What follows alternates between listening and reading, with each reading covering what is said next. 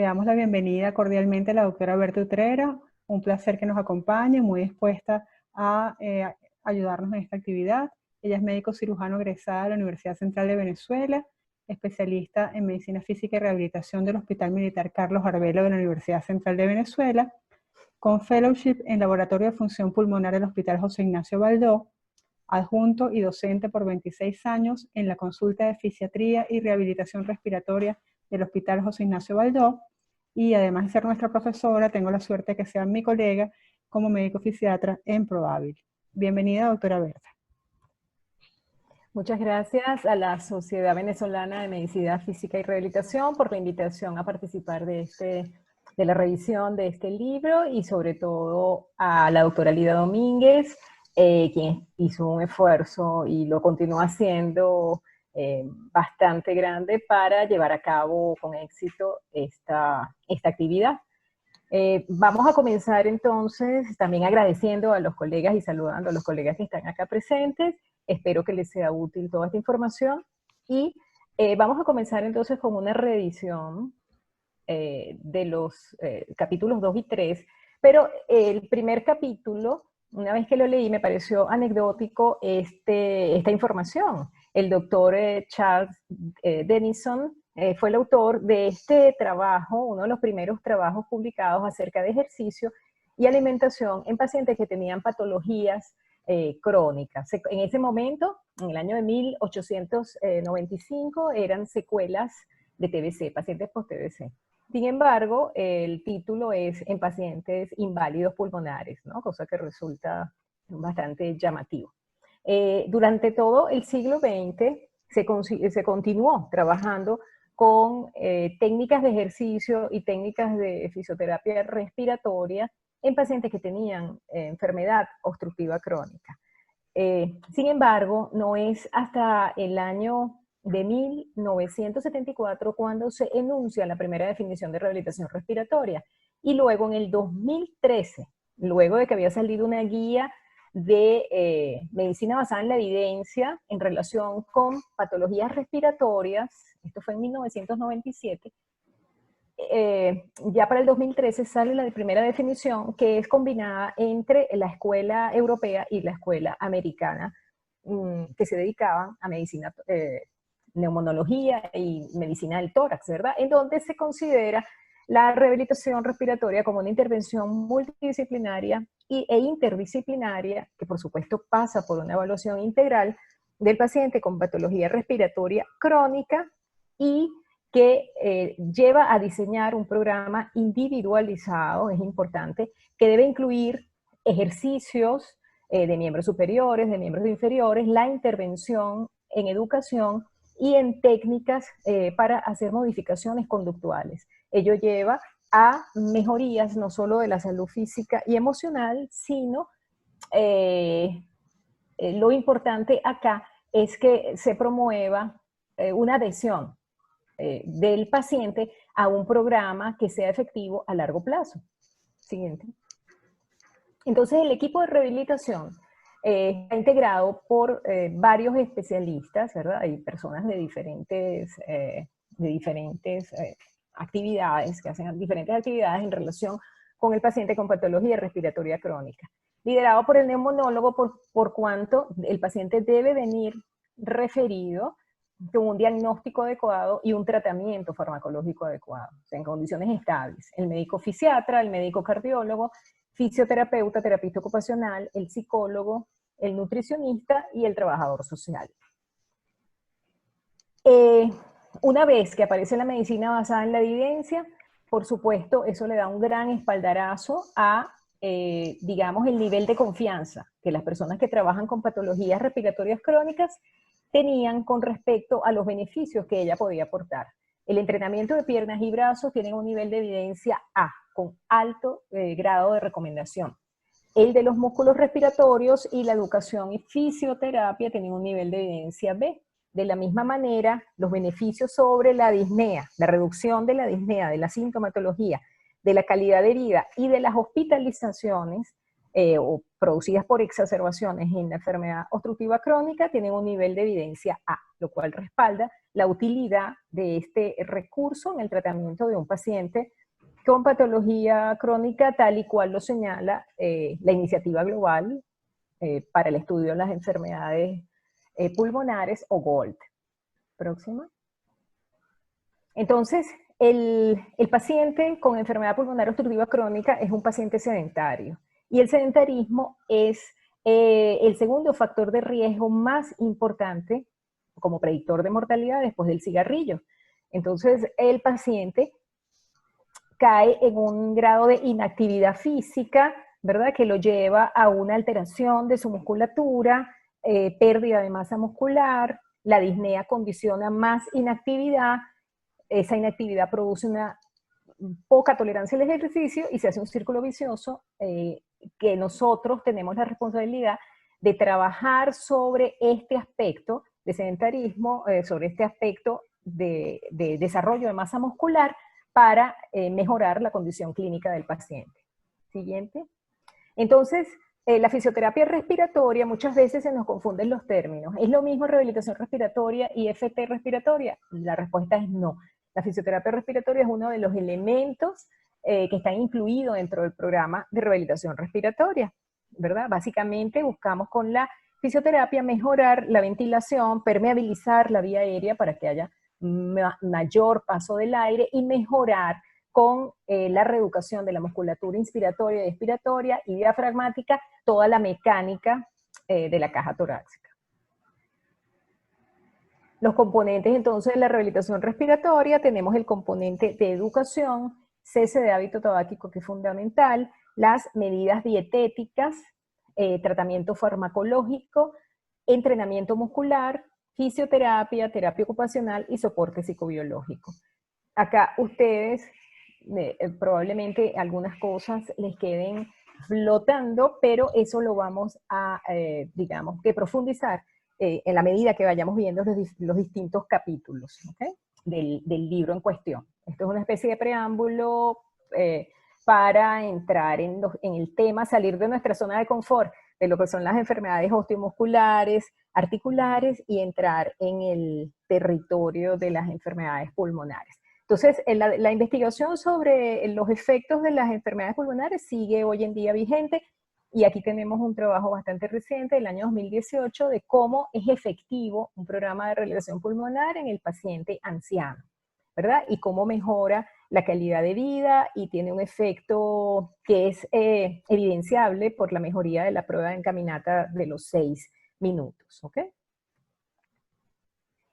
La rehabilitación respiratoria, ¿en quién está indicado? Pues va a estar indicado en cualquier paciente que tenga sintomatología a pesar de que tiene un tratamiento farmacológico adecuado y que lo cumple, que es indispensable, ¿okay?, independientemente de su edad o de la gravedad, aun cuando la evidencia señala que son los pacientes con alteraciones funcionales moderadas o severas las que se benefician más de los programas de rehabilitación respiratoria. Entonces, necesitamos saber cómo evaluar al paciente que nos viene con una patología respiratoria. ¿Cuál es el síntoma cardinal de un paciente respiratorio? La disnea. ¿Cómo lo vamos a evaluar? Hay varias escalas de evaluación, pero la más universalmente aceptada es la del Medical Research Council modificada, data desde 1952 y fue modificada en el 55 y tiene 5 grados de valoración. ¿Okay? Luego tenemos la escala de Borg también, que se utiliza más que todo para como descriptores numéricos y verbales para los pacientes que hacen pruebas como test de caminata en 6 minutos o pruebas de esfuerzo. Aquí tenemos un test de evaluación del paciente con patología respiratoria crónica, que es bien importante porque evalúa el impacto que tienen los síntomas respiratorios en la calidad de vida del paciente, en su desempeño cotidiano.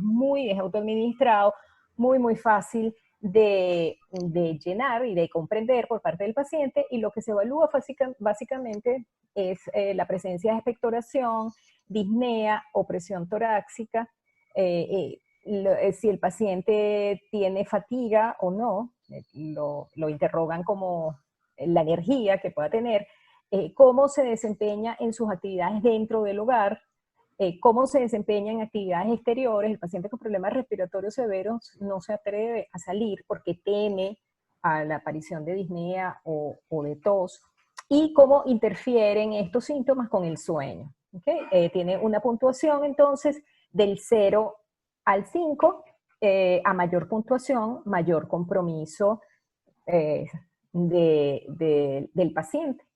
Esto, tanto el grado de disnea que obtuvimos a través del test anterior, como el resultado que obtengamos con este test, que se llama CAT, igualito que gato, en inglés, nos va a permitir clasificar al paciente dentro de la escala GOLD más actualizada, que fue actualizada en el año 2019. ¿Okay? Si el paciente entonces tiene una patología leve, moderada, severa, muy severa, y si es muy sintomático, poco sintomático, y si tiene más riesgo o menos riesgo de acuerdo a su enfermedad. Otro digamos, elemento que vamos a encontrar en la revisión en el capítulo 3 es este cuestionario. Es un cuestionario de enfermedad respiratoria crónica, el cual ya es de los específicos, no de los generales, sino de los específicos para calidad de vida relacionada con la salud. El gran problema de este cuestionario es que tiene que ser ejecutado por un entrevistador, y tiene una duración llevándose a cabo de 20 a 30 minutos. Consta de 20 ítems en 4 áreas que son disnea, fatiga, función emocional y control de la enfermedad. Y lo cito a propósito de que en algunos centros utilizan los ítems relacionados con disnea para hacer una valoración de la intensidad de la sintomatología del paciente. A mayor puntuación que tenga el paciente, tiene mejor función, ¿okay? Más bienestar. Entonces, en el caso, por ejemplo, de Bélgica, ellos utilizan, si el paciente tiene más de 100 en la escala, en todo el test, o tiene más de 20 en el test relacionado con disnea, pues no sería susceptible de entrar a un programa completo, multidisciplinario, institucional. Y si tiene menos de estos parámetros, entonces sí entraría. Luego, la conclusión de los resultados espirométricos, que nos permite una espirometría, una evaluación funcional, es el gold estándar de la evaluación funcional de un paciente respiratorio. Nos dice si un paciente, a través de la medición de volúmenes, capacidades y flujos, si el paciente tiene un problema obstructivo o restrictivo. Un paciente con una alteración de la relación entre el primer segundo y la capacidad vital forzada, si es menor de 70, es obstructivo. Y cuando, a su vez, el primer segundo está por debajo de 80, entonces se clasifica si es leve, moderado, severo o muy severo. Esta medición de primer segundo debe ser hecha en una espirometría después de la administración de broncodilatadores. ¿Okay? Puede ser salbutamol, puede ser bromuro dipatropio, pero si el resultado es mayor de 12, hay respuesta a broncodilatadores. Esto tiene que ver con el manejo farmacológico, la interpretación que le dé el neumonólogo para prescribir la medicación. Luego tenemos las enfermedades restrictivas. Aquí quizá hagamos más acercamiento a la fisiatría, ¿verdad? A los pacientes que nosotros manejamos. Fíjense bien, las enfermedades restrictivas son aquellas en las cuales hay una alteración en la expansibilidad, bien sea del alvéolo, bien sea del pulmón, bien sea de la pleura, de la caja torácica en general, muscular, piel. Supongamos que el paciente tiene, por ejemplo, una cifascoliosis severa, ¿verdad? Eso va a repercutir en una limitación para la expansión de su pulmón, aunque el pulmón esté totalmente sano. Igualmente, si el paciente tiene una parálisis diafragmática, un Guillain-Barré, una enfermedad neuromuscular, entonces es importante, y siempre lo ha sido, que en la evaluación de nuestros pacientes con patologías neuromusculares, patologías, deformidades torácicas severas, nosotros tengamos el recurso de la rehabilitación respiratoria y lo incorporemos al tratamiento de estos pacientes.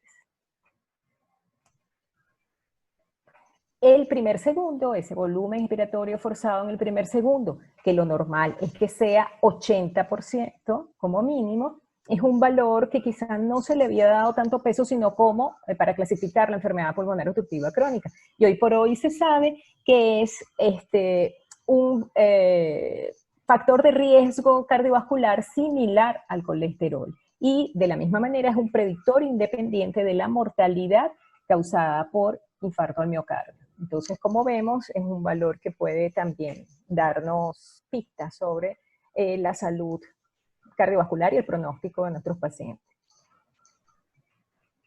Bueno, aquí tenemos el resumen de cómo se clasifica un paciente con enfermedad obstructiva crónica de acuerdo a su primer segundo, de acuerdo a los síntomas que hemos establecido o hemos obtenido por el test de disnea o por el CAT, ¿verdad? Que es de evaluación del paciente con enfermedad obstructiva, y de acuerdo a los ingresos, las exacerbaciones que ha tenido el paciente y su hospitalización. Nos da si es un paciente de alta sintomatología, baja sintomatología, alto riesgo, bajo riesgo. ¿Cuáles son las contraindicaciones de la rehabilitación respiratoria?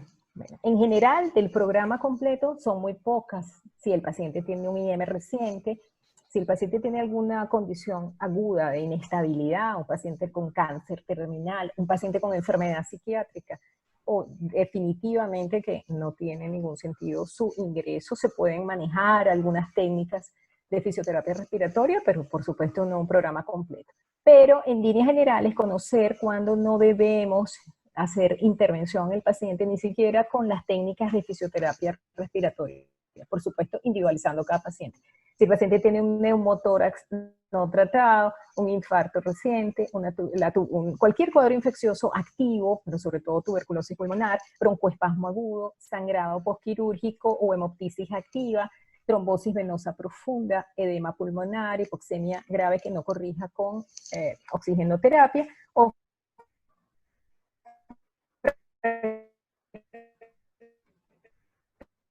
costal, un tórax. Y para finalizar, dos laminitas, una con respecto al abandono del programa de rehabilitación. El factor más importante para que un paciente abandone el programa de rehabilitación es que no tenga suficiente motivación. Y en muchas ocasiones esto es producto de la falta de comunicación con el médico tratante. Si el médico no le comunica la importancia de su participación en el programa, y si el médico no está convencido de los beneficios y se lo transmite al paciente, pues el paciente probablemente va a tener muchísimas circunstancias que van a pesar más que asistir al programa, ¿verdad? Como son que vive muy lejos, que tiene problemas de transporte, tiene otra morbilidad, que son patologías traumáticas, o que tiene exacerbaciones frecuentes. Entonces, para finalizar, aquí les tengo como el conocimiento pues está en franco desarrollo y no debemos cerrarnos a ninguna de las técnicas que pueda hacernos valiosas para prestarle ayuda a nuestro paciente, como el uso de plataformas de videojuegos en pacientes con fibrosis quística puede ser una herramienta que a largo plazo pues ayude en pacientes que son pacientes generalmente en edad pediátrica y con una patología crónica complicada. Les agradezco su atención y espero que todo esto sea de utilidad. Gracias por participar y no sientan temor de introducirse en el campo de pulmonar, digamos, en la rehabilitación pulmonar, porque, bueno, en esto estamos todos aprendiendo y la idea es llevarlo a cabo con programas, sobre todo programas adaptados a nuestro medio, de medicina basada en la comunidad o atención primaria en salud, en donde podemos ser de gran utilidad. Gracias.